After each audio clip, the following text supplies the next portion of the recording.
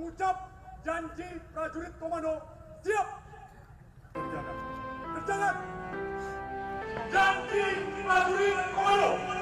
Janji prajurit komando. Satu. Saya janji bahwa saya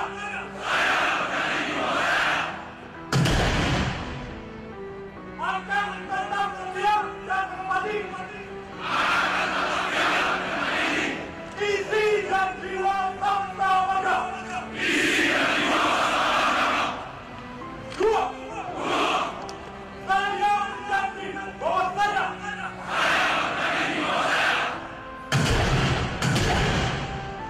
akan memegang teguh dan tetap berpedoman Mengupas pasukan siluman dari Satuan Kopassus. Tak banyak yang tahu ternyata ada pasukan siluman yang dibentuk dari Satuan Kopassus. Di mana pasukan siluman ini dibentuk dari orang-orang yang paling terhebat yang ada di Satuan Kopassus dan sangat rahasia sekali. Pasukan siluman Kopassus besutan Prabowo dan Luhut ini miliki kekuatan yang masih jadi misteri. Wajar bila Prabowo ditunjuk Presiden Joko Widodo menjadi Menteri Pertahanan RI, pasalnya nama Prabowo Subianto di dunia militer tanah air sudah tidak diragukan lagi. Dalam catatan karirnya selama menjadi anggota TNI pun sungguh berprestasi gemilang. Kini setelah Presiden Joko Widodo ditemani wakilnya, Ma'ruf Amin menjadi pemimpin di Indonesia, Prabowo Subianto pun masuk jajaran kabinetnya. Menteri Pertahanan adalah jabatan yang diembannya kini.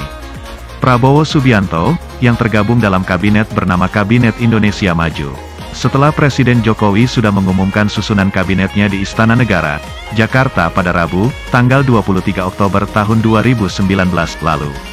Hal yang menjadi pusat perhatian dari pengumuman menteri kali ini adalah munculnya nama Prabowo Subianto sebagai Menteri Pertahanan Kabinet Indonesia Maju.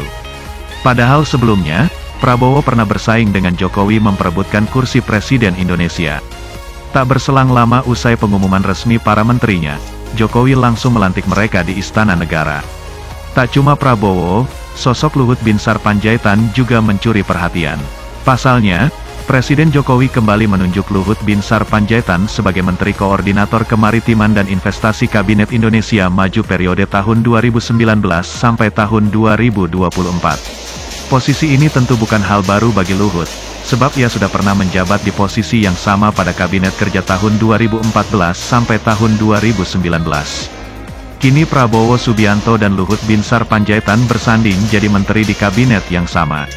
Namun siapa sangka, keduanya ternyata pernah berduet menciptakan pasukan elit saat masih jadi anggota TNI puluhan tahun silam. Tak banyak yang tahu, ternyata Kopassus memiliki sebuah pasukan elit yang bernama Sat 81. Bahkan Sat 81 disebut-sebut sebagai tim terbaik Kopassus yang selama ini dikenal memiliki kemampuan khusus seperti bergerak cepat di setiap medan, menembak dengan tepat, pengintaian, dan anti-teror. Sat 81 adalah pasukan Satuan Penanggulangan Teror 81 atau dikenal juga dengan Satgulter 81. Satgulter 81 adalah satuan elit Kopassus yang dibentuk oleh Luhut Panjaitan dan Prabowo Subianto pada tahun 1981. Peran dan fungsi Satuan Penanggulangan Teror 81, Satgulter 81, adalah sebagai satuan anti-teror Kopassus. 1. Nama awal Satgulter 81. Kata kunci Satgulter 81 adalah strategis terpilih. Artinya yang menjadi sasaran penindakan Satgulter 81 adalah objek atau kasus yang masuk kategori strategis terpilih. Beberapa tahun belakang ini istilah Gulter dihilangkan dari satuan ini, bukan tanpa sebab melainkan karena kualifikasi yang dimiliki lebih dari penanggulan teror, sehingga dikenal pula dengan sebutan Sat 81.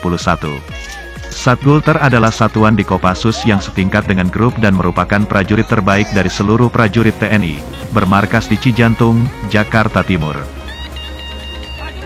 2. Dikabarkan diterjunkan Buru Nordin M-Top, Bom Sarinah dan Mako Brimob Kelapa II. Satgulter disebut diturunkan juga untuk mengejar teroris Nordin M-Top dan kawan-kawan pada 2009 lalu. Kualifikasi personel Satgulter 81, Sat 81 secara umum lebih tinggi dari satuan sejenis dan paling lama didirikan, tahun 1981.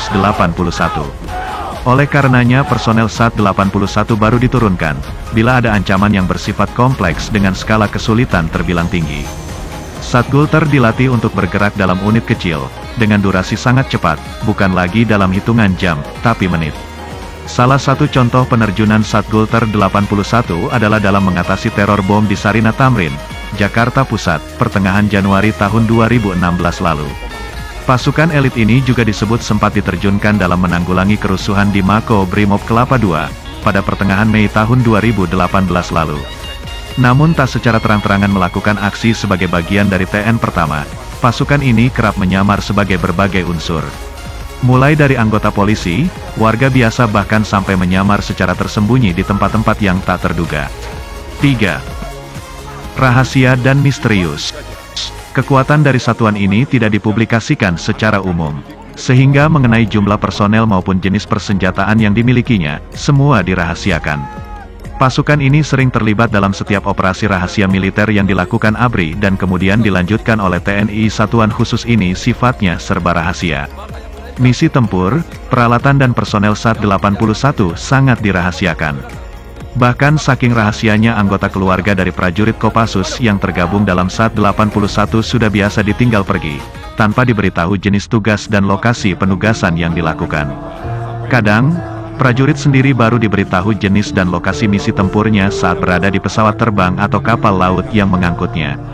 SAT-81 kemudian menjelma jadi kiblat pasukan khusus lokal, mulai soal latihan, kemampuan, perlengkapan hingga persenjataan, dan teknik operasi-operasi senyapnya. 4. Diterjunkan dalam unit kecil. Dalam penugasan, SAT-81 bergerak dalam unit kecil yang disebut seksi dengan berkekuatan hanya 10 orang atau unit 4-5 orang. Untuk penyamaran, SAT-81 tidak mengenakan tanda kepangkatan di lapangan. Dengan informasi yang serba terbatas, diperkirakan SAT-81 saat ini berkekuatan 1000-an personel. Masa penugasan juga ketat. Satgulter dilatih untuk bergerak dalam unit kecil, dengan durasi sangat cepat, bukan lagi dalam hitungan jam, tapi menit. Namun, jika yang dihadapi pasukan gerilya, maka yang diterjunkan bukanlah pasukan SAT-81, melainkan satuan lainnya seperti Grup 1 dan Grup 2, kualifikasi para komando, atau Grup 3, Sandi Yuda, operasi senyap.